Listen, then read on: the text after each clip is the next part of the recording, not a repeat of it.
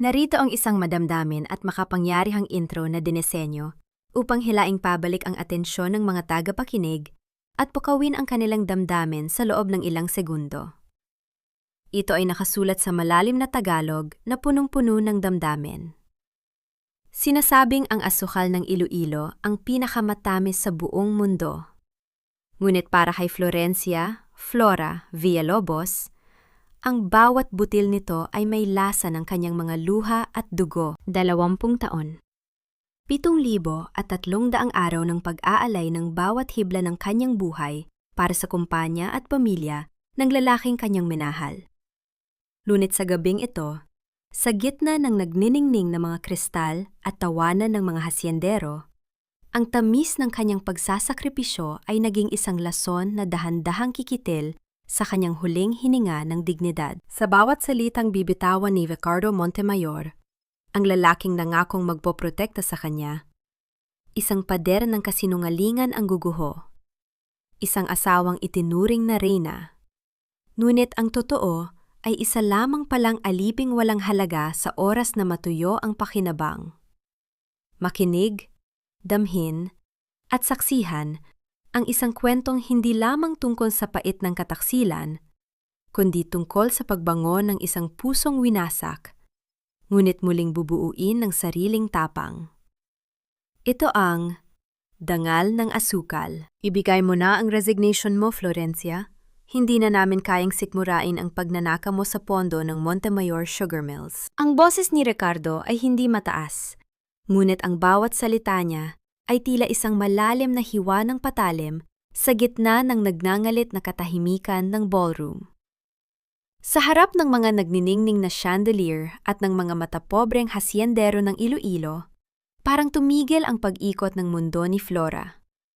Ang baso ng mamahaling wine sa kanyang kamay ay nanginig, at ang pula ng likido rito ay tila naging kulay ng kanyang sariling dugo na dahan-dahang itinatapon sa harap ng maraming tao. 20 taon. 7,300 araw siyang nagpuyat sa suong duwang. Tiniis ang amoy ng nangingitim na tubo at ang init ng mga makina para lamang maisalba ang kumpanya ng asawa. Ngunit sa gabi ng kanilang ika-20 anibersaryo, ang tanging regalong natanggap niya ay ang malamig na paratang ng pagnanakaw. Hindi makahinga si Flora.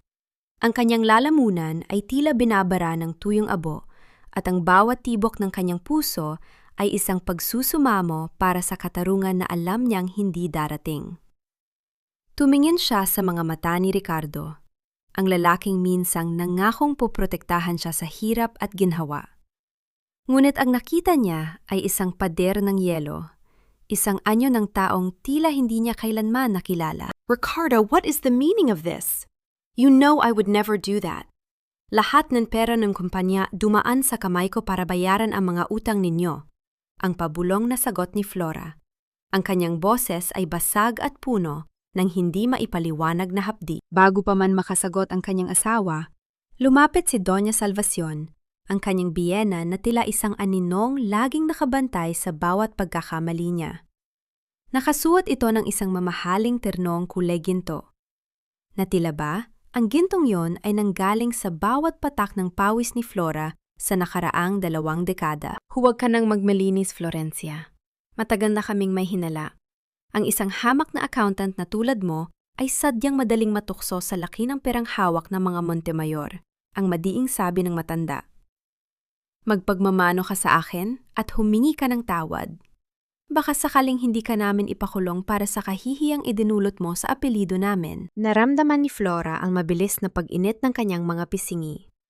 Ang kahihiyan ay tila isang baha na lumulunod sa kanyang huling hininga ng dignidad. Sa gitna ng maraming tao, dahan-dahang kinuha ni Salvacion ang kamay nito at pilit na idinikit sa noo ni Flora. Isang kilos ng paggalang na sa pagkakataong ito ay naging simbolo ng kanyang ganap na pag-aalipin at pagpapakumbaba sa harap ng isang malaking kasinungalingan. Sa gilid ng kanyang paningin, nakita niya si Catalina Argüelles. Nakasuot ito ng pulang bestida, na tila ba sinasadyang agawin ang atensyon ng lahat.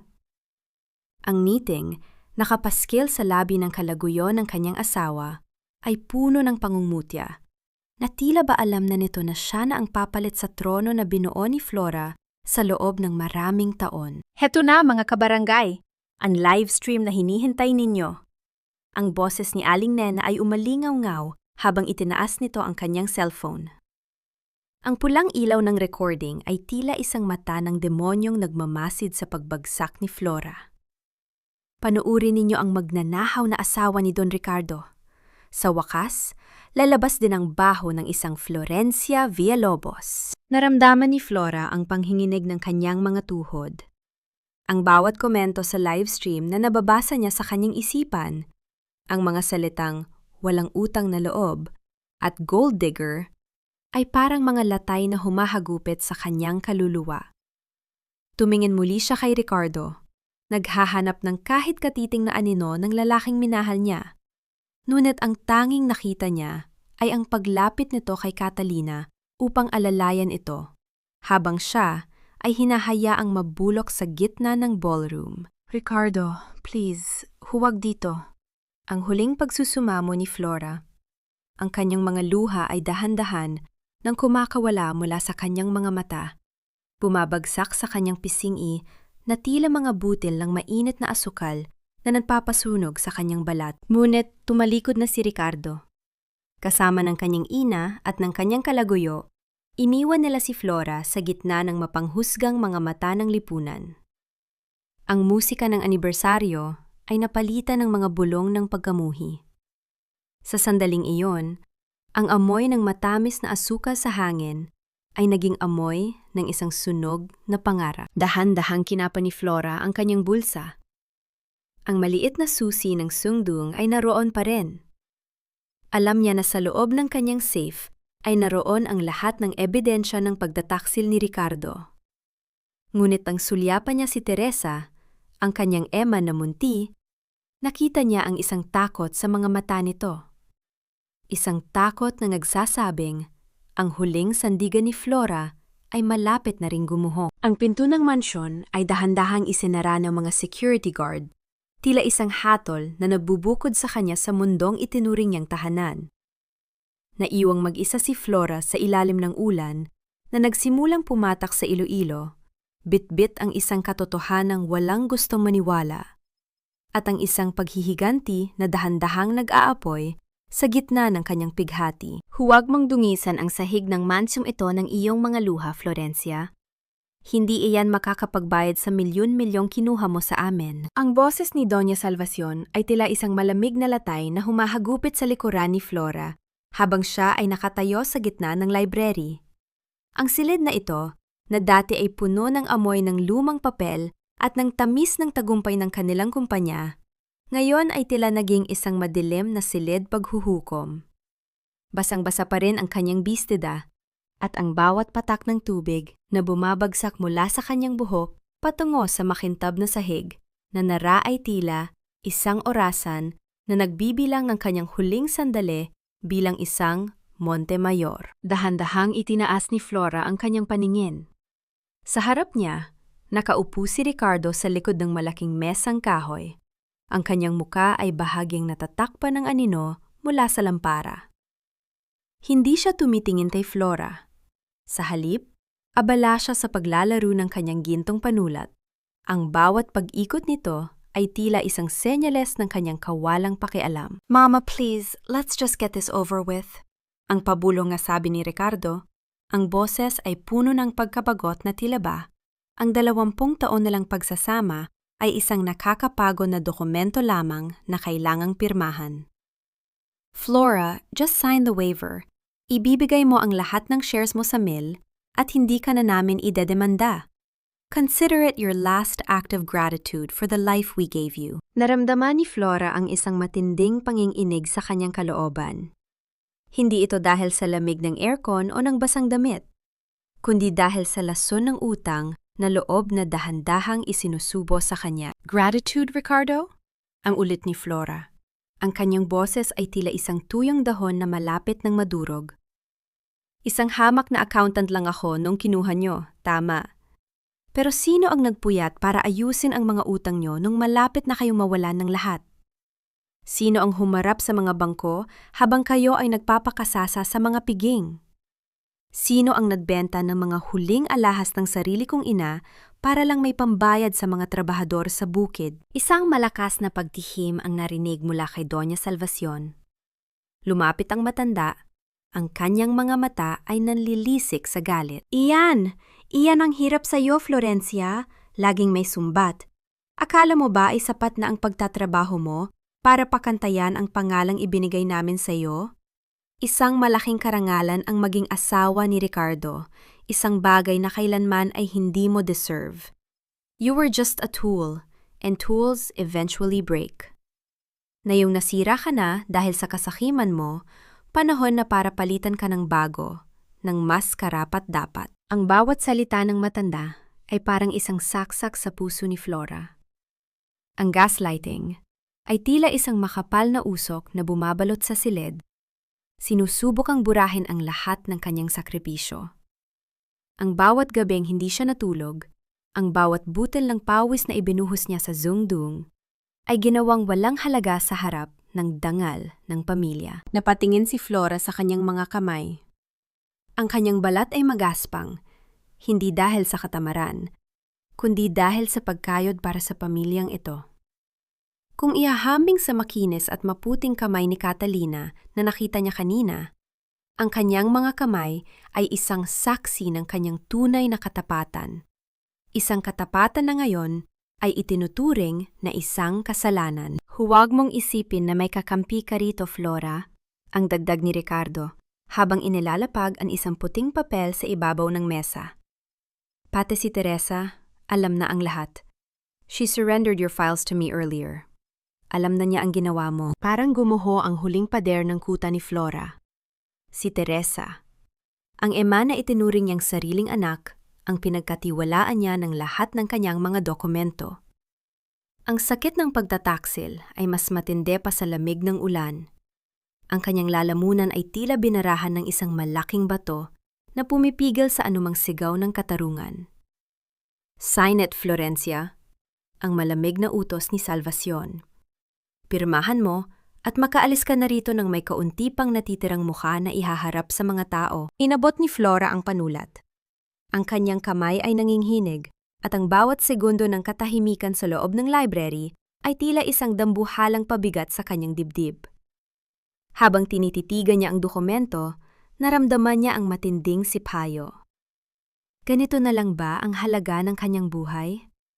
Isang pirma para mawala ang lahat? Dahan-dahan siyang lumingon sa pintuan ng library na bahagyang nakabukas.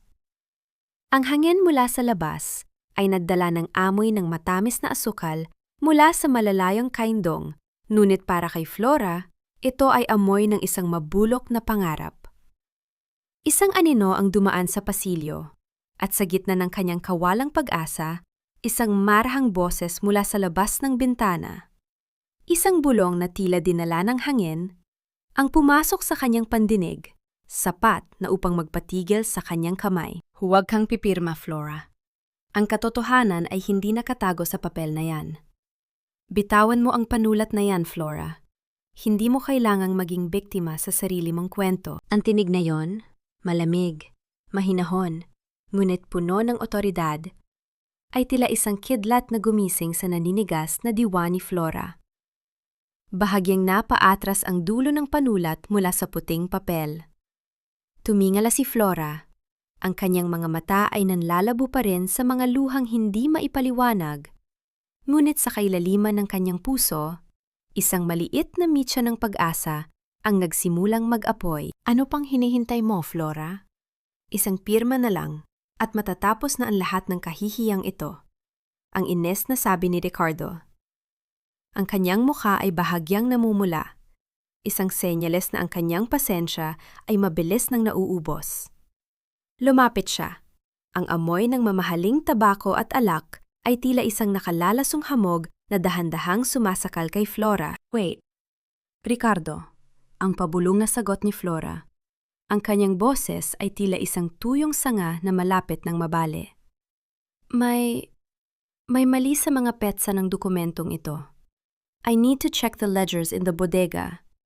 Hindi ko maaring pirmahan ito kung hindi tumutugma sa records ng mill. Isang matalim na tawa ang kumawala sa mga labi ni Doña Salvacion. Ang kanyang mga alahas ay tila tumutunog sa bawat paggalaw ng kanyang balikat. Bagaman ang tunog na iyon ay hindi maririnig sa katahimikan ng silid, ang kinang niyon ay sapat na upang masilaw si Flora. Nag-iinarte ka pa, Florencia? You are in no position to negotiate. Wala ka ng hawak na ebidensya, remember? Lahat ng files mo, ibinigay na ni Teresa sa amin. Ang panunumbat ng matanda. Napabaling ang tingin ni Flora kay Teresa, na nakatayo sa isang sulok ng library. Ang dalagang itinuring niyang kapatid, ang pinag-aral niya at binihisan mula sa sarili niyang bulsa, ay hindi makatingin ng diretsyo sa kanya. Ang mga daliri ni Teresa ay nanginginig habang nakahawak sa strap ng kanyang bag, isang senyales ng pagtataksil na nakatago sa likod ng isang maamong muka. Ate Flora, sorry. Ang pabulong na sabi ni Teresa. Ngunit ang bawat titik ay tila isang punyal na dahan-dahang ibinabaon sa likuran ni Flora. I have to think about my future too. Sabi ni Kuya Ricardo, you were stealing. I can't be part of that. Naramdaman ni Flora ang mabilis na tibok ng kanyang puso. Ang sakit ng pagtataksil ni Teresa ay mas masakit pa kaysa sa kahihiyang idinulot ni Ricardo. Ngunit sa halip na sumuko, isang imahe ang biglang pumasok sa kanyang isipan. Ang imahe ng kanyang yumaong ama na isang simpleng manggagawa sa sungduong. Naalala niya ang magaspang na kamay nito, ang amoy ng maskovado na tila dumidikit sa balat at ang pangarap niya makitang matatag ang Montemayor Sugar Mills. I won't sign it yet, Ricardo. As an accountant, hindi ako pipirma sa dokumentong alam kong may butas. Ang matatag na sabi ni Flora, dahan-dahang tumatayo mula sa kanyang upuan. Ang kanyang basang bistida ay lalong bumigat, ngunit ang kanyang tindig ay naging tuwid na tila isang haligi ng matibay na nara. How dare you? Ang sigaw ni Doña Salvacion. Ang kanyang muka ay naging isang larawan ng galit. Let her be, Mama. Ang malamig na sabi ni Ricardo. Isang mapanganib na ngiti ang sumilay sa kanyang mga labi. Hayaan natin siyang pumunta sa bodega. After lahat, wala siyang makikita roon, kundi ang sarili niyang mga pagkakamali. You have until tomorrow morning, Flora. Kung wala pa ang pirma mo, the police will be waiting outside this mansion. Lumabas si Flora ng library. Ang bawat hakbang niya sa makapal na alpombra ay tila paglalakad sa ibabaw ng nagbabagang uling. Dumiretso siya sa lumang bodega ng sungduang, sa dulo ng hasyenda. Ang amoy ng molasses at ng nangingitim na tubo ay sumalubong sa kanya. Isang amoy na dati ay nagbibigay sa kanya ng kapayapaan, ngunit ngayon ay puno ng panganib. Sa loob ng maalikabok na bodega, sa gitna ng mga naglalakihang sako ng asukal, mabilis na hinalap ni Flora ang isang lumang cabinet na yari sa bakal. Ito ang itinatago niyang lihim, ang lumang accounting system na hindi kailanman na-update ni Ricardo dahil itinuring niya itong basura. Ngunit para kay Flora, ito ang kaisa-isang lugar na hindi narating ng katusuhan ng kanyang asawa. Nang buksan niya ang cabinet, isang maliit na asul na notebook ang nahulog sa kanyang paanan. Kinuha niya ito at sa bawat pahinang binubuklat niya, nararamdaman niya ang pang-inginig ng kanyang mga daliri. Hindi lang pagnanahaw ang ginawa ni Ricardo, ang bawat kontrata, ang bawat transaksyon kay Catalina ay nakasulat doon ng hindi sinasadya ng asawa niya. Ngunit sa gitna ng kanyang pagbabasa, narinig niya ang marahang yabag sa labas ng bodega. Isang anino ang dahan-dahang humaba sa sementong sahig, kasabay ng tunog ng pagpihit ng kandado mula sa labas. Ang pintuan ng bodega ay dahan-dahang sumara, nilalamon ang huling liwanag ng buwan, at iniwan si Flora sa gitna ng nakabibihing kadiliman. Sa labas, narinig niya ang isang pamilyar na tawa, ang tawa ni Ricardo na puno ng tagumpay at kawalang awa. Matulog ka ng mahimbing sa gitna ng asukal mo, Flora. Bukas, tapos na ang kwento mo. Ang pintuan ay tuluyan ng naitrangka, at ang tanging maririnig ay ang mabilis na paghinga ni Flora at ang mahinang paggalaw ng mga daga sa dilim. Ate Flora, huwag mo na akong tawaging kapatid. Ang pamilya ay para lamang sa mga tunay na Montemayor. At ikaw? Hindi ka kailanman naging isa sa amin. Ang boses ni Teresa mula sa kabilang panig ng nakatrangkang pinto ay tila isang malamig na hangin, umiihip sa kailaliman ng gabi. Bawat salita ay tumatama sa dibdib ni Flora, mas masakit pa sa anumang sampal o pasakit na ibinigay ni Ricardo. Sa loob ng madilim na bodega, naramdaman ni Flora ang marahang paghampas ng kanyang mga palad sa matigas at maalikabok na kahoy ng pinto. Ngunit wala siyang lakas na sumigaw. Ang kanyang tinig ay tila nalunod na sa baha ng mga luhang hindi na niya mapigilan. Nanlambot ang mga tuhod ni Flora hanggang sa tuluyan siyang mapaupo sa malamig na sementong sahig. Sa kanyang kandungan, mahigpit niyang niyayakap ang asul na notebook. Ang kaisa-isang bagay na nagpapatunay na hindi siya hibang, na hindi siya ang magnanakaw. Ngunit ano ang halaga ng katotohanan kung ang taong pinag-alayan mo ng buhay ay ang mismong nagtulak sa iyo sa kadiliman? Teresa? Bakit? Ang bulong ni Flora ay halos hindi marinig, isang hiningang puno ng pagdurusa. Ako ang nag-alaga sa iyo nung iwan ka ng sarili mong ina. Ako ang nagpuyat sa tabi ng kama mo nung may sakit ka. Lahat ng hilingin mo, ibinigay ko. Kahit sarili kong pangangailangan, isinantabi ko para sa iyo. Narinig niya ang mahinang paghila ng hininga ni Teresa sa labas. Isang sandali ng katahimikan na tila ba may bahagi ng konsensya ang dalaga na pilit na gumigising.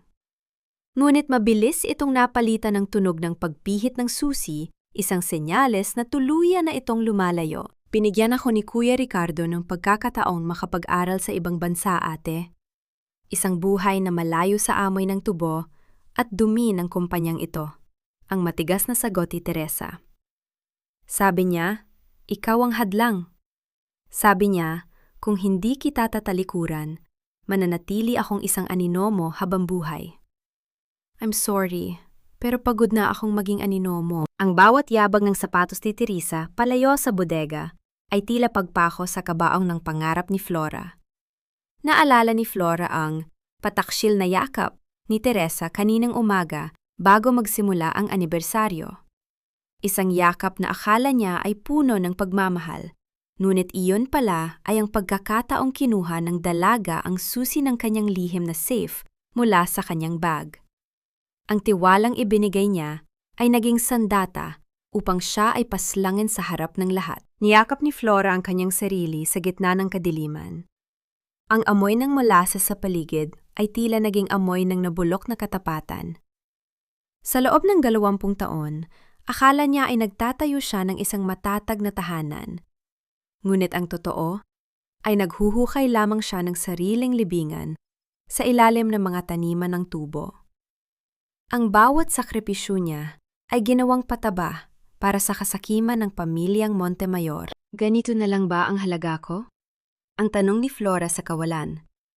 Isang hamak na kagamitan na itatapon matapos pakinabangan sa gitna ng kanyang matinding twitwong. Naramdaman niya ang panginginig ng kanyang mga kamay. Ngunit habang hinahaplos niya ang asul na notebook, may isang maliit na piraso ng papel na nakasingit sa pagitan ng mga pahina. Isang lumang litrato nila ni Ricardo noong sila ay nagsisimula pa lamang. Sa likod ng litrato, may nakasulat na pangako. Hinding-hindi kita iiwan sa gitna ng bagyo. Isang mapait na tawa ang kumawala sa kanyang mga labi. Isang tawang humalo sa katahimikan ng gabi. Ang bagyo ay narito na, at ang lalaking sumulat niyon ang mismong nagdala ng ulan. Biglang, sa gitna ng nakabibinging katahimikan, narinig ni Flora ang isang mahinang kaluskos mula sa maliit na bintana sa itaas ng bodega. Isang bintanang masyadong mataas para maabot.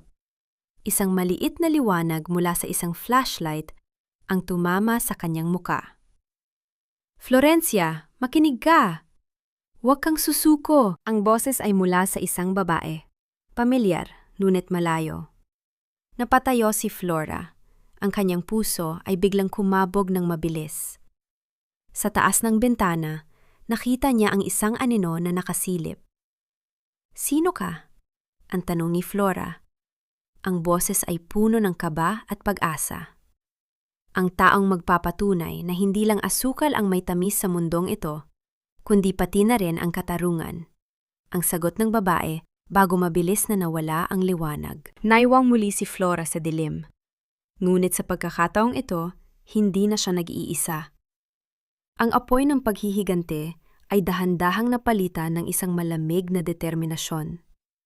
Kung akala ni Ricardo ay matatapos ang gabi sa pagkakalock sa kanya rito, nagkakamali siya.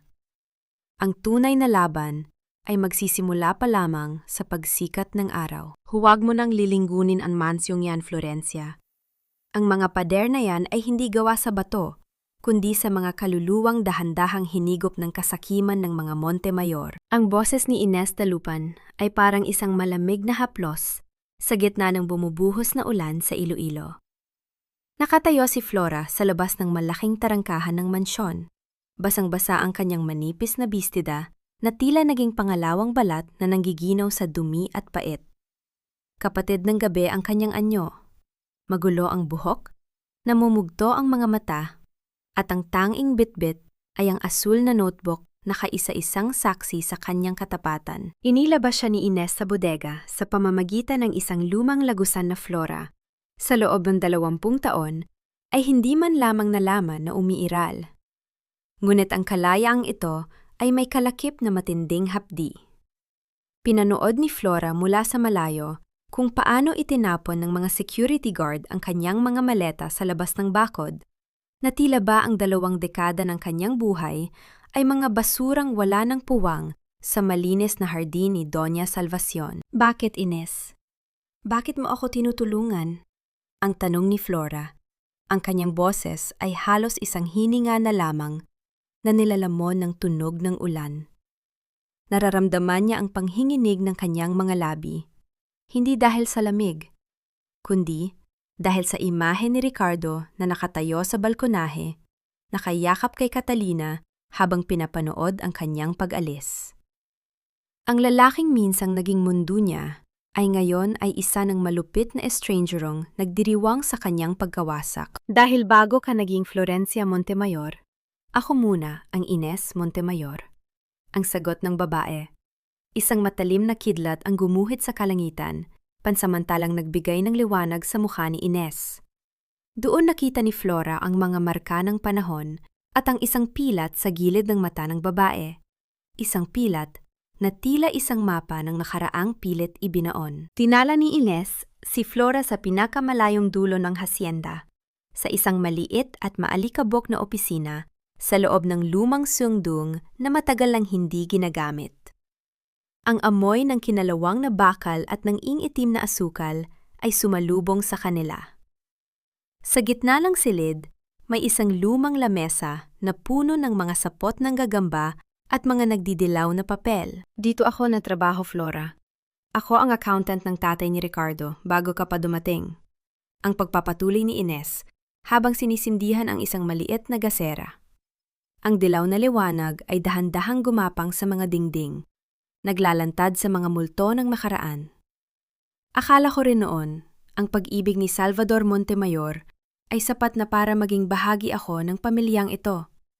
Pero tulad mo, noong nakuha na nila ang kailangan nila sa akin, itinapon nila ako na parang ampalaya sa gitna ng kapistahan. Napaupo si Flora sa isang lumang silya. Naramdaman niya ang bawat butil ng ulan na dahan-dahang natutuyo sa kanyang balat. Ngunit ang lamig sa kanyang puso ay tila hinding-hindi na mawawala. Kinuha niya ang asul na notebook at inilapag sa mesa. "Inés, nakuha ni Ricardo ang lahat ng ebidensya ko. Ang mga hard copy, ang mga files sa laptop ko. Wala na akong armas para lumaban sa boardroom bukas," ang desperadong sabi ni Flora. Pati si Teresa, ang batang itinuring kong kapatid, ay pinagtaksilan ako. "I lost everything, Inés. Wala na akong mukhang ihaharap sa mga hasyendero." Isang mapait na tawa ang kumawala kay Inés. Lumapit siya sa isang malaking cabinet na yari sa Nara at may kinuha sa pinakailalim nito isang lumang hard drive na balot sa plastic. Akala ni Ricardo ay matalino siya dahil tinapon niya ang lahat ng bago. Pero nakalimutan niyang ang pundasyon ng Montemayor Sugar Mills ay nakatanim sa lumang sistema na ito. Ang madiing sabi ni Ines. I am Catalina's aunt, Flora. Ricardo thinks he can use my niece to replace you, but he doesn't know that I've been watching him for years. I saw how he bled this company dry para lang mapanatili ang luho ni Doña Salvacion. Tumingin si Ines ng diretso sa mga mata ni Flora. Ang kislap sa mga mata ng matandang accountant ay puno ng isang uri ng pot na naging katarungan sa paglipas ng panahon. May paraan para mabawi ang lahat, Flora. Ang asukal ay maaaring maging matamis. Pero kapag nasunog, ito ang pinakamaitim at pinakamaitim na lason. Bukas, sa harap ng lahat ng mga shareholders, ipakikita natin sa kanila kung gaano kapait ang ganti ng isang babaeng binalewala. Naramdaman ni Flora ang mabilis na tibok ng kanyang puso. Sa gitna ng amoy ng kinalawang at lumang papel, isang bagong apoy ang nagsimulang magliyab sa kanyang kaluluwa. Hindi na siya ang asawang nagmamakaawa. Siya na ang accountant na sisingil sa bawat sentimo ng kataksilan. Ngunit bago pa makapagplano ang dalawa, narinig nila ang tunog ng mga yabag ng sapatos sa labas ng lumang opisina. Ang tunog ng mga paa sa tuyong dahon ay papalapit ng papalapit, kasabay ng mahinang pag-uusap ng mga lalaking may dalang mga baril. Nandito lang yun! Hanapin niyo ang ampon na yan at kunin ang notebook na hawak niya. Ang boses ni Ricardo ay umalingaw-ngaw sa labas, puno ng bagsik at desperasyon. Napatigil ang paghinga ni Flora. Ang mga anino sa bintana ay dahan-dahang lumalaki.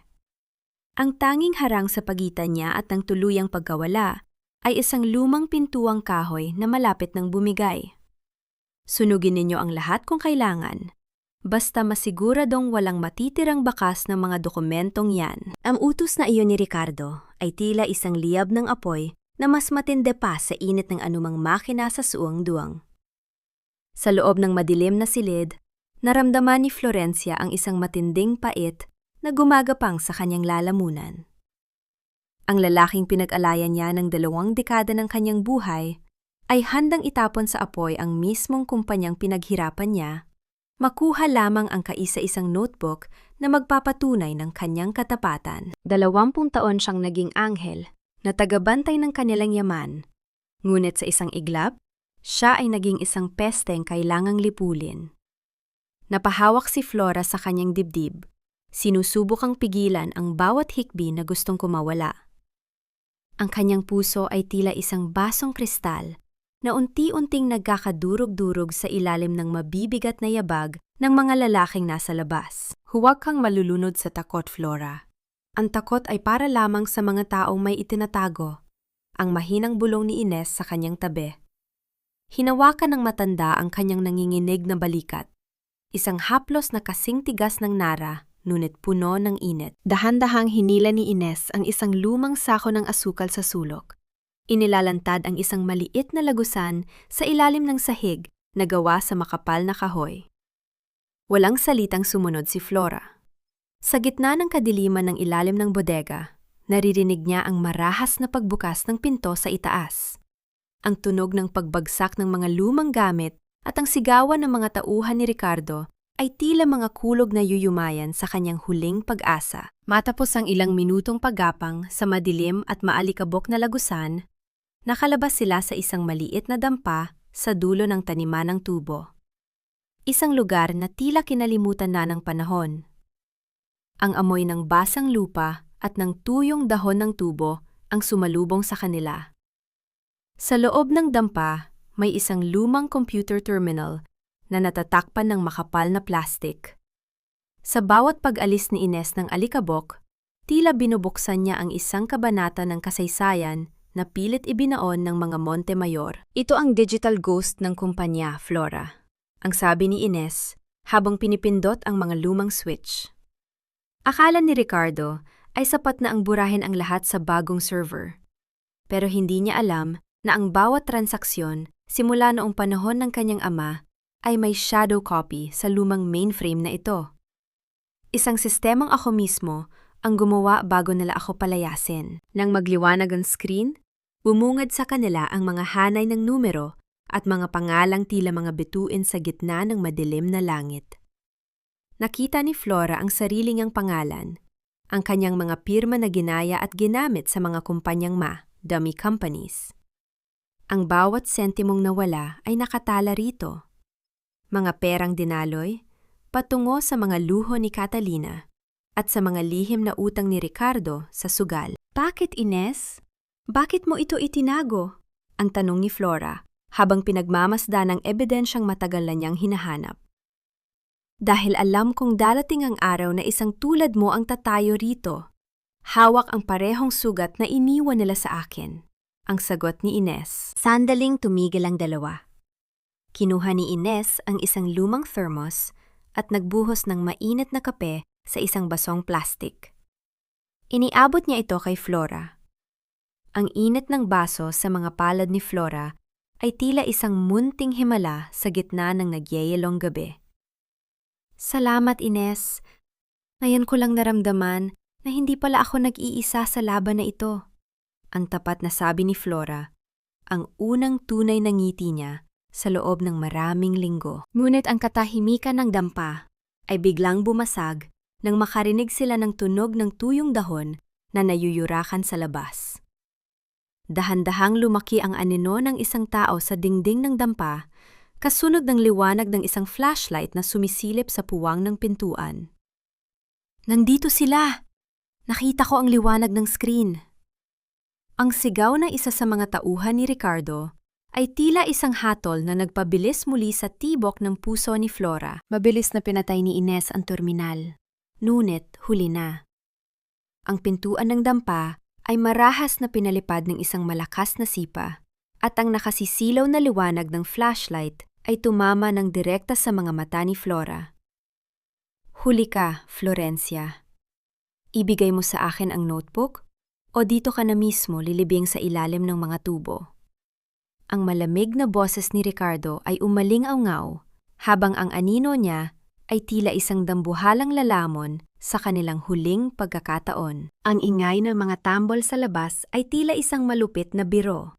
Sapagkat sa loob ng aking dibdib, tanging ang nakabibinging katahimikan ng takot ang namamayani. Sa gitna ng masukal na taniman ng tubo, kung saan ang bango ng sariwang lupa ay humahalo sa amoy ng paparating na ulan, dahan-dahang gumagapang si Florencia. Ang kanyang mga tuhod ay puno na ng gasgas, at ang kanyang mga daliri ay nanginginig sa bawat pagkapit sa matatalim na dahon ng tubo. Nakatakas sila ni Ines mula sa dampa sa pamamagitan ng isang mabilis na pag-idlip ng mga tauhan ni Ricardo nang magsimulang dagsain ng mga tao ang kalsada para sa bisperas ng malaking fiesta sa Iloilo. Ang Iloilo ay kasalukuyang balot ng makukulay na banderitas at ng malakas na tunog ng banda. Ang mga tao ay nagsasayawan, nagkakantahan, at nalulunod sa saya ng kapistahan. Ngunit para kay Flora, ang bawat putok ng paputok sa kalangitan ay tila tunog ng mga baril na humahabol sa kanya. Ang fiesta na dati ay simbolo ng kanilang yaman at kapangyarihan bilang mga Montemayor, ngayon ay naging isang dambuhalang tabil na nagtatago sa krimen ng kanyang asawa. Heto ang iyong pagkakataon, Flora. Ang pabulong na sabi ni Ines habang nakatago sila sa likod ng isang malaking float na puno ng mga palamuting bulaklak. Lahat sila ay nasa plaza para sa prosesyon. Ang mansyon ay naiwang walang gwardya sa itaas na palapag. Kailangan mo ang orihinal na deed of mortgage na itinago ni Ricardo sa loob ng kanyang lihim na drawer. Iyon ang huling piraso ng puzzle na hindi kayang ibigay ng digital records. Naramdaman ni Flora ang mabilis na tibok ng kanyang puso. Ito na ang huling yugto ng kanyang pagsasakripisyo. Dahan-dahan siyang pumasok sa likurang bahagi ng mansyon. Ang bawat hakbang niya sa marmol na sahig ay tila pagpako sa kanyang sariling kaba. Ang amoy ng mamahaling was at ng mga sariwang bulaklak sa loob ng bahay ay tila sumasakal sa kanya. Dito siya nanirahan ng 20 taon. Ngunit ngayon, pakiramdam niya ay isa siyang magnanahaw sa sarili niyang tahanan. Nang makarating siya sa opisina ni Ricardo, ang dilim ay tila may dalang mga mata. Mabilis niyang tinungo ang malaking mesang nara. Ngunit bago pa man niya mahawakan ang drawer, bumukas ang ilaw sa sulok ng silid. Napatigil ang paghinga ni Flora. Doon, sa isang malaking upuang sofa, nakaupo si Catalina Argüelles. Ang babaeng papalit sa kanya ay hindi nakasuot ng pang-fiesta. Ang kanyang mukha ay maputla, at ang kanyang mga mata ay puno ng mga bakas ng luha. Hawak niya ang isang piraso ng papel na tila ba ito ang kanyang huling hininga. Akala mo ba, ikaw lang ang biktima rito, Florencia? Ang boses ni Catalina ay basag, malayo sa mapang-uyang na tono na narinig ni Flora sa anibersaryo. Lumapit si Flora. Ang kanyang galit ay pansamantalang napalitan ng pagtataka. Catalina, anong ginagawa mo rito? Nasaan si Ricardo? Nasa labas siya. Nagpapakitang tao bilang mabuting don ng bayan. Ang mapait na tawa ni Catalina ay humalo sa tunog ng malalayong tambol. Pero alam mo ba kung anong ibinigay niya sa akin bilang regalo? Isang promissory note. Ginamit niya ang pangalan ko para mangutang sa mga financiers niya sa Manila. Kapag hindi nabayaran ang mill, hindi lang ikaw ang babagsak, Florencia. Ako ang unang makukulong. Sa sandaling yun, ang injustice engine ay muling umugong sa isipan ni Flora. Napagtanto niya na si Ricardo ay isang lason na walang pinipiling biktima. Ang dalawang babaeng dapat ay magkaaway ay ngayon ay nakatayo sa iisang guho ng kataksilan. Ibigay mo sa akin ang dokumentong yan, Catalina. Ang madiing sabi ni Flora. Kung magsasama tayo, matatapos ang kasakiman ni Ricardo ngayong gabi. Huwag mong hayaang gamitin kanya gaya ng ginawa niya sa akin sa loob ng 20 taon. Dahan-dahang inyabot ni Catalina ang papel. Ang kanilang mga kamay ay nagtagpo. Ang kamay ng asawang itinapon at ng kalaguyong niloko. Sa pagkakataong ito, naramdaman ni Flora ang isang uri ng kapangyarihan na hindi nanggagaling sa yaman, kundi sa pagkakaisa ng mga pusong sugatan. Ngunit sa gitna ng kanilang pagpapalitan, ang pintuan ng opisina ay dahan-dahang bumukas. Walang tunog ng yabag, walang babala. Ang tanging naramdaman ni Flora ay ang biglang paglamig ng hangin at ang matigas na dulo ng isang malamig na bakal na dumampi sa kanyang sentido. Isang pamilyar na bango ng mamahaling tabako ang lumapit sa kanyang likuran. Masyado ka talagang matalino para sa sarili mong kapakanan, Flora. Ang malamig na tinig ni Ricardo ay umalingaw-ngaw sa silid. Sana ay pinirmahan mo na lang ang waiver. Ngayon, kailangan ko nang tapusin ang anibersaryo natin sa paraang hinding-hindi mo malilimutan. Nanigas ang buong katawan ni Flora. Ang liwanag ng buwan na sumisilip sa bintana ay tumama sa baril na nakaturo sa kanya. Sa labas, ang huling putok ng fiesta ay sumabog. Nilulunod ang anumang sigaw na maaari niyang bitawan. Akala mo ba lahat ng bagay sa mundong ito ay may presyo, Ricardo?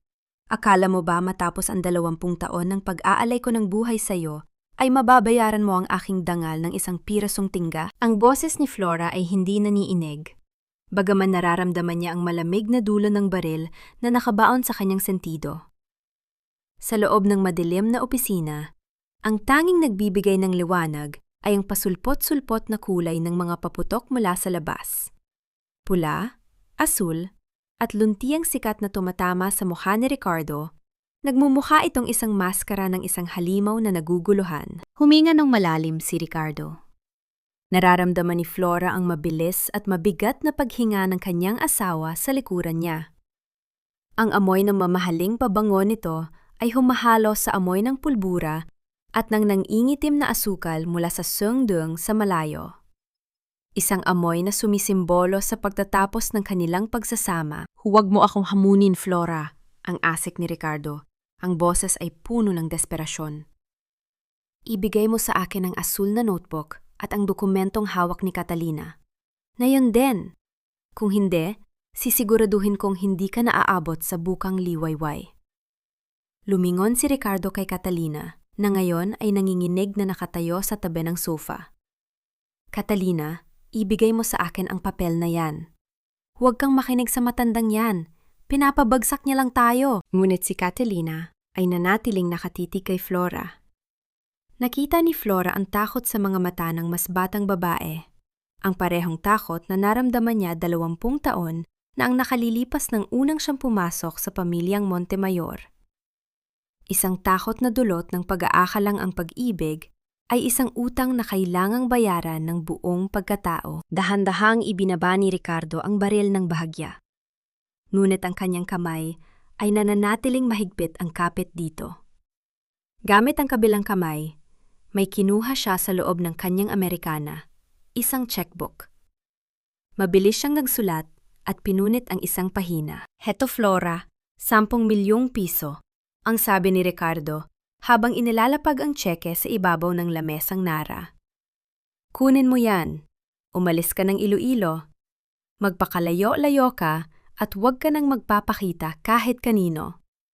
Ibibigay ko sa iyo ang kalaya ang gusto mo, basta manahimik ka lang tungkol sa mill at tungkol sa mga utang ko. Tinitigan ni Flora ang pirasong papel na yon.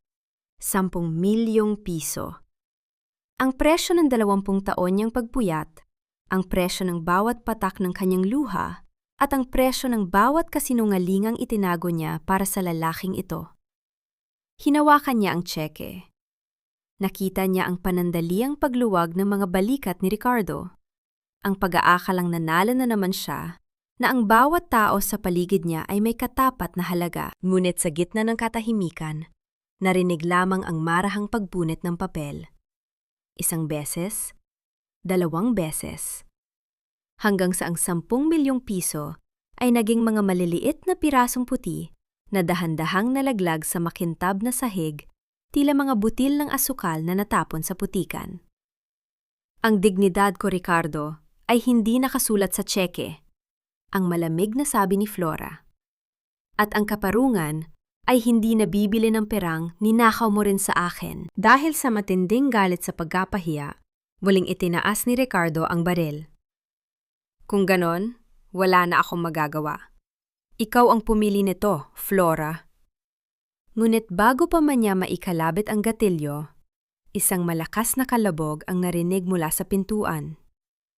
Isang malaking banga ng bulaklak sa gilid ng silid ang biglang bumagsak at nakadurog-durog dahil sa biglang pagtulak ni Catalina.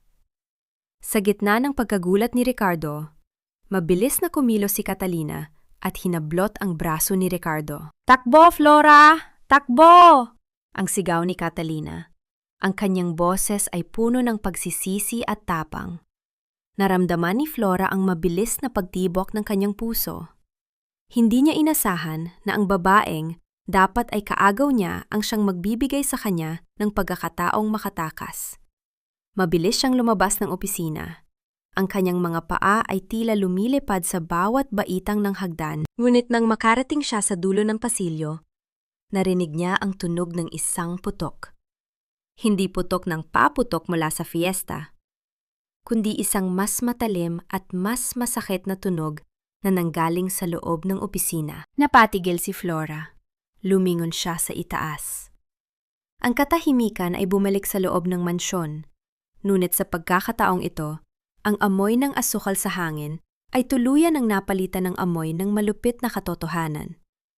Sino ang tinamaan? At meron pa bang pagkakataon si Flora na harapin ang mga shareholders bukas o ang gabi ng fiesta ay magiging huling gabi rin ng kanyang buhay? Simulan nga natin ang pagbuto. Ang kabanata ni Florencia Villalobos sa kumpanyang ito ay opisyal ng tapos. Ang boses ni Ricardo sa loob ng malawak at malamig na boardroom ay puno ng katiyakan. Tila ba ang bawat pantig ay isang pako na itinatarak sa kabaong ng dangal ni Flora. Nakaupo siya sa kabisera ng mahabang mesang nara. Ang kanyang suot na Amerikana ay walang kahit anong gusot, malayo sa anyo ng isang lalaking muntik nang pumatay kagabi. Sa kanyang tabi, si Doña Salvacion ay marahang nagpapaypay. Ang kanyang mga mata ay nagniningning sa tuwa habang tinitingnan ang mga shareholders na tila ba mga tupa na madaling mauto. Gaya ng alam ninyo, Florencia admitted her crimes and fled out of here. Ang pagpapatuloy ni Ricardo sa kanyang mahusay na pag-arte. Isang malaking kawalan ito sa pamilya. Ngunit, ang Montemayor Sugar Mills ay kailangang magpatuloy. Today, we vote for her official removal and the appointment of Catalina Argüelles as the new Chief Financial Officer. Isang mabigat na katahimikan ang bumalot sa silid. Ang mga hasyendero ay nagkakatinginan. Ang ilan ay tumatango sa paniniwalang ang kanilang mga puhunan ay nasa ligtas na kamay. Ngunit sa gitna ng katahimikang iyon, narinig ang marahang pagpihit ng doorknob ng malaking pinto ng boardroom. Dahan-dahang bumukas ang pinto, lumili ka ng isang mahabang anino sa makinis na sahig. Ang bawat mata ay bumaling sa direksyong iyon. Nakatayo doon si Florencia Villalobos. Hindi siya ang Florang nakita nila sa livestream. Hindi siya basang-basa, hindi siya nakayuko, at hindi siya durog. Nakasuot siya ng isang formal na itim na terno, maayos ang kanyang buhok, at ang kanyang mga mata ay may taglay na ningning na tila ba nagbula sa kailaliman ng isang nagbabagang uling. Ang kanyang kaliwang braso ay may benda, isang bakas ng bala na tumama sa pader at nag-iwan ng sugat kagabi. Ngunit ang kanyang tindig ay mas matatag pa sa anumang haligi ng sungduang. Maling impormasyon ang hawak ninyo, Ricardo, sapagkat ang kabanata ko ay hindi pa tapos. Sa katunayan, nayon pa lamang tayo magsisimulang magbilang ng bawat sentimong ninakaw ninyo sa kumpanyang ito. Parang tumigil ang pag-ikot ng mundo ni Ricardo. Napaatras siya sa kanyang upuan. Ang kanyang mukha ay nawala ng kulay na tila ba nakakita ng isang multo. Si Doña Salvacion ay napatigil sa pagpapaypay. Ang kanyang bibig ay bahagyang nakabukas sa gulat. Flora? Paanong? Guards! Paalisan ang babaeng ito! She is no longer part of this board! Ang sigaw ni Ricardo. Ang boses ay puno ng desperasyon. Ngunit walang pumasok na guards. Sa halip, pumasok si Ines Dalupan. Dala ang isang laptop na nakakonekta sa malaking projector ng silid. Kasabay niya si Catalina Argüelles na nakayuko at bakas ang pagsisisi sa kanyang mukha. Huwag kang mag-alala, Ricardo. Ang mga guards mo ay abala sa pakikipag-usap sa mga pulis sa labas. Ang malamig na sabi ni Ines habang pinipindot ang isang switch. Biglang nagliwanag ang malaking screen sa harap ng boardroom. Bumungad ang mga hanay ng numero. Ang digital ghost na itinago ni na Flora at Ines. Ang bawat transaksyon, ang bawat peking kumpanya na itinayo ni Ricardo, at ang bawat dokumentong may peking pirma ni Flora ay isa-isang lumabas. Ang mga shareholders ay nagsimulang mag-ingay. Ang mga bulong ng pagkamuhi ay tila isang malakas na alon na humahampas sa pundasyon ng mga Montemayor. Ito ang katotohanan, ang madiing sabi ni Flora. Ang bawat salita ay tila isang hatol. Ricardo Montemayor did not just steal from me. He mortgaged the entire sugar mill to pay for his gambling debts in Manila and to fund his offshore accounts. Ginamit niya ang pangalan ko upang magmukhang ako ang may pananagutan. Pero narito ang ebidensya mula sa lumang mainframe na nakalimutan niyang burahin. Tumingala si Flora sa screen. Pagkatapos ay muling bumaling kay Ricardo. Naalala niya ang 20 taon ng kanyang buhay, ang amoy ng tubo, ang init ng araw, at ang pangarap na itinayo niya sa ibabaw ng maling katapatan. Naramdaman niya ang matinding hapdi sa kanyang dibdib, hindi dahil sa sugat sa kanyang braso, kundi dahil sa huling sulyap ng lalaking minahal niya na ngayon ay nakatayo sa harap niya bilang isang kriminal. Ito na ang huling anibersaryo natin, Ricardo. Ang pabulong, ngunit madiing sabi ni Flora. Biglang marahas na tumayo si Ricardo.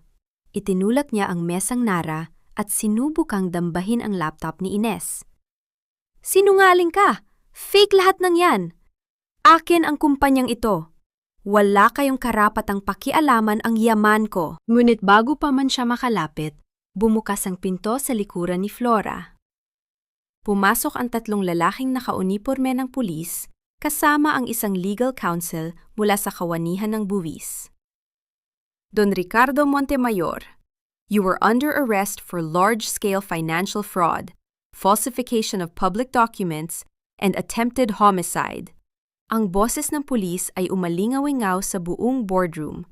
Nilulunod ang huling pag-atungal ni Ricardo. Napanood ni Flora kung paano pinusasan ang lalaking dating hari ng hasyenda. Nakita niya ang pagbagsak ni Doña Salvacion sa sahig, humahagulhol habang tinitingnan ang pagguho ng kanyang imperyo. Ang tamis ng tagumpay ay naroon, ngunit sa likod nito ay ang pait ng isang nawasak na buhay. Habang inilalabas si Ricardo ng boardroom, lumingon siya kay Flora sa huling pagkakataon. Hindi mo ako mapapabagsak, Flora. Babalik ako. Wala ka ng pamilya. Wala ka ng kahit ano. Nanatiling nakatayo si Flora, hindi kumukurap. Nang tuluyang masara ang pinto, huminga siya ng malalim, isang hiningang puno ng kalayaan. Tumingin siya sa mga shareholders na ngayon ay nakatingin sa kanya nang may paghanga at pagkilala. Mali ka, Ricardo, bulong ni Flora sa sarili. Ngayon ko palang sisimulang mabuhay. Ngunit sa gitna ng kanyang tagumpay, nahagip ng paningin ni Flora si Teresa na nakatayo sa dulo ng pasilyo, may hawak na isang sulat na tila ba isang huling lason na handa ng kumalat. Isang huling lihim na maaaring bumago sa lahat ng kanyang panalunan ngayong araw. Hindi ikaw ang may-ari ng pangalang ito, Florencia. Isang hamak na ligaw na damo ka lang sa aming hasyenda. Ang hiyaw ni Doña Salvacion ay tila isang basag na kampanang umaalinganggaw sa bawat sulok ng boardroom. Habang pilit siyang itinatayo ng mga pulis mula sa kanyang pagkakasubsob sa sahig, ang kanyang mga mata ay nananatiling nanlilisik sa pot. Ngunit sa pagkakataong ito, ang kanyang galit ay wala ng talim. Ang matandang reyna na dating kinatatakutan sa buong Iloilo ay isa na lamang aninong dahan-dahang nilalamon ng kahihiyan. Tumingin si Flora sa kanyang biyen at sa halip na poot, isang malalim na pagkapagod ang naramdaman niya. Ang 20 taon ng pagyuko ay tila ba isang mahabang panaginip na sa wakas ay natapos na. Nararamdaman niya ang hapdi ng sugat sa kanyang braso. Ang bawat tibok niyon ay isang paalala na ang kalayang hawak niya ngayon ay may kalakip na sakripisyo. Ang pangalang Montemayor ay hindi naging korona para sa akin, Doña Salvacion. Ang mahinahong sagot ni Flora. Ang boses ay matatag at walang panginginig. Ito ay naging isang tanikala, at ngayong araw, pinuputol ko na ang huling hibla nito. Dahan-dahang lumapit si Teresa. Ang kanyang mga kamay ay nanginginig habang hawak ang isang puting sobre. Ang kanyang muka ay puno ng luhang nag-iwan ng mga guhit sa kanyang pisingi.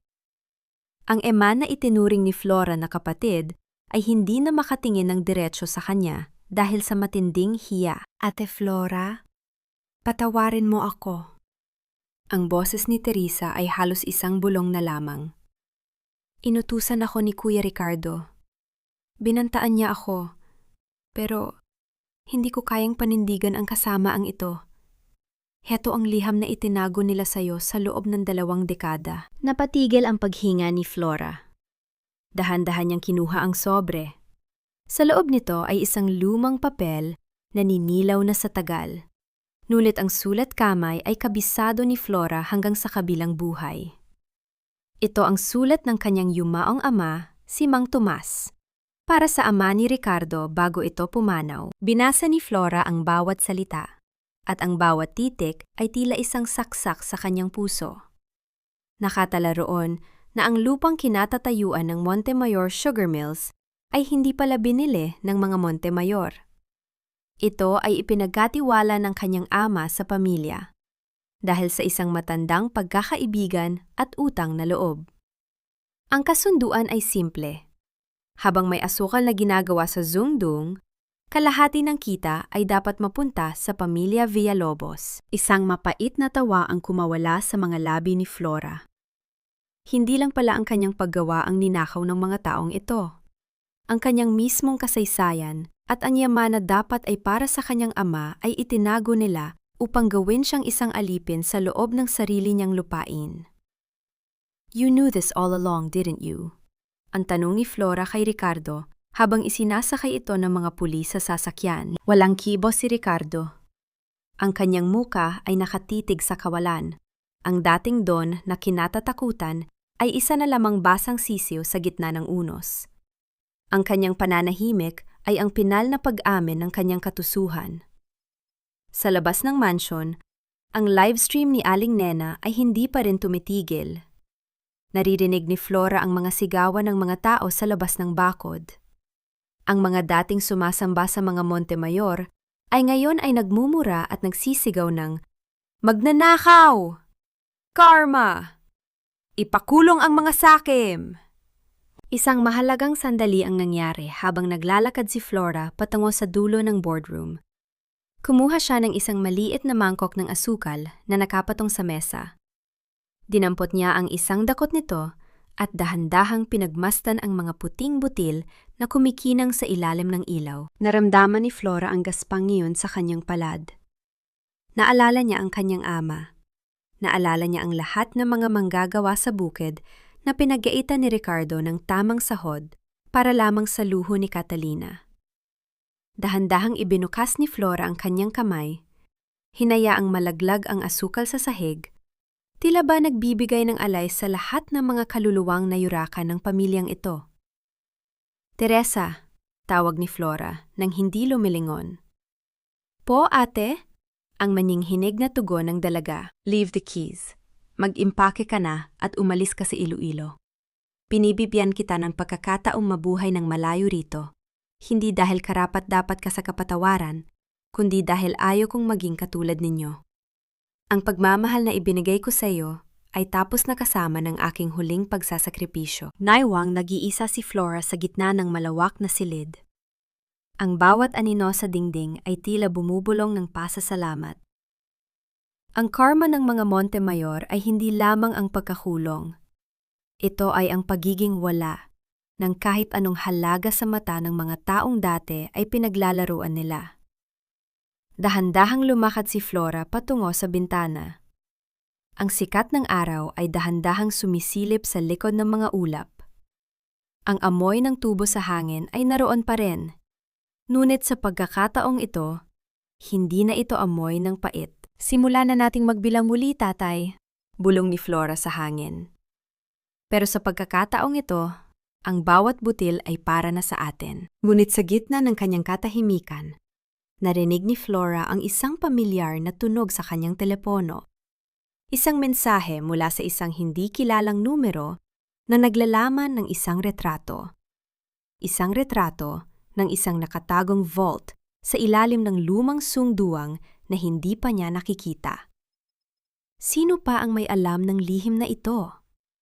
At bakit tila ang pagbagsak ng mga Montemayor ay simula pa lamang ng isang mas malaking pagbubunyag? Ang bawat paghinga ni Florencia sa gitna ng malawak na taniman ng tubo ay tila isang panalangin na sa wakas ay dininig ng langit. Wala na ang amoy ng sunog na asukal at ang bigat ng kataksilan na dati ay sumasakal sa kanyang dibdib. Ngayong umaga, ang simoy ng hangin sa Iloilo ay may dalang ibang halimuyak. Ang malinis at matamis na amoy ng lupang basa ng hamog, ang lupang sa loob ng 20 taon ay ipinagkait sa kanya. Ngunit ngayon ay muling yumayakap sa kanyang mga paa. Nakatayo si Flora sa harap ng malaking arko ng sungduang. Sa itaas nito, dahan-dahan ng tinatanggal ng mga manggagawa ang karatula ng mga Montemayor upang palitan ng isang pangalang matagal nang ibinaon sa limot, Villalobos Sugar Estate. Ang tunog ng mga martilyo at ang sigawan ng mga trabahador ay hindi na nadudulot ng kaba sa kanyang puso. Sa halip, ito ay tila isang musika ng pagbabago. "Ma'am Flora, handa na po ang lahat sa loob," ang magalang na sabi ni Ines habang lumalapit sa kanya. Ang matandang accountant ay nakasuot na ngayon ng malinis na uniforme, ang kanyang mga mata ay nagniningning sa katuparan ng isang pangarap na akala niya ay kasama na niyang lilibing sa lupa. Pumasok si Flora sa kanyang bagong opisina. Inalis niya ang lahat ng mabibigat na kurtinang pelus na kulay ginto. ang paboritong kulay ni Doña Salvacion na tila ba sumisimbolo sa pagkakakulong ng liwanag. Hinayaan niyang pumasok ang sikat ng araw sa bawat sulok ng silid. Doon, sa ibabaw ng kanyang lamesa, nakapatong ang isang maliit na florera na puno ng mga sariwang bulaklak ng tubo. Hindi ko akalaing ang tamis ay maaari palang hindi nakakasuya, bulong ni Flora sa sarili habang hinahaplos ang mga talulot. Ang kanyang unang opisyal na gawain bilang bagong pinuno ay hindi ang pagbilang ng kita, kundi ang pagpirma sa pagtatatag ng Villalobos Foundation.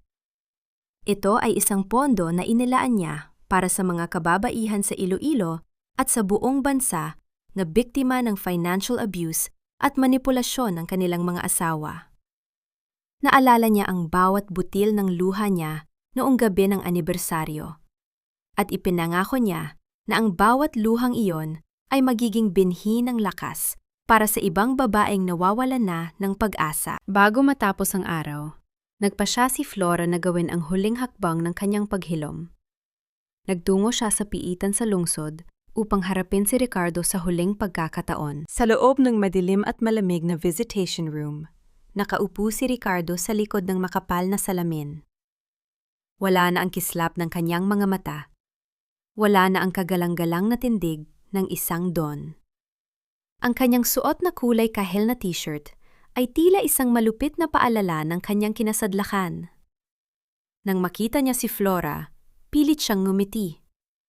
Isang niting puno pa rin ang katusuhan, ngunit wala ng talim. Flora, love, alam kong hindi mo ako matitiis.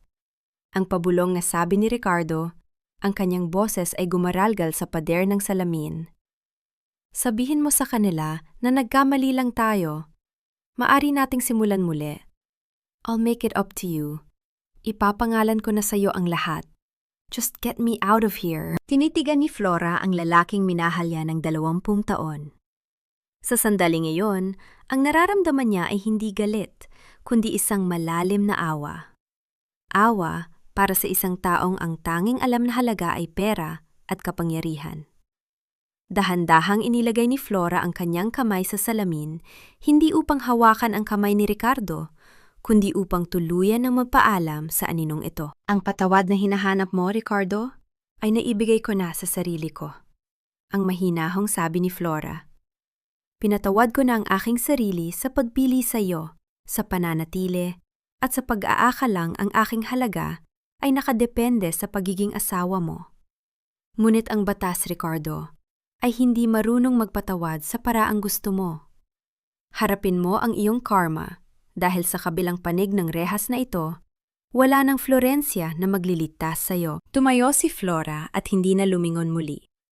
Ang bawat yabag ng kanyang sapatos sa sementong pasilyo ng kulungan ay tila pagtanggal ng huling tanikala sa kanyang pagkatao. Ang silence of forgiveness ay hindi ang paglimot sa kasalanan, kundi ang pagpili na huwag nang hayaang magkaroon ng kapangyarihan ang nanakit sa iyo. Pagbalik niya sa hasyenda, sinalubong siya ni Catalina. Ang mas batang babae ay nakatayo sa tabi ng kanyang sasakyan, may dalang mga gamit. Ate Flora, salamat sa hindi pagpapakulong sa akin. Ang nanginghinig na sabi ni Catalina.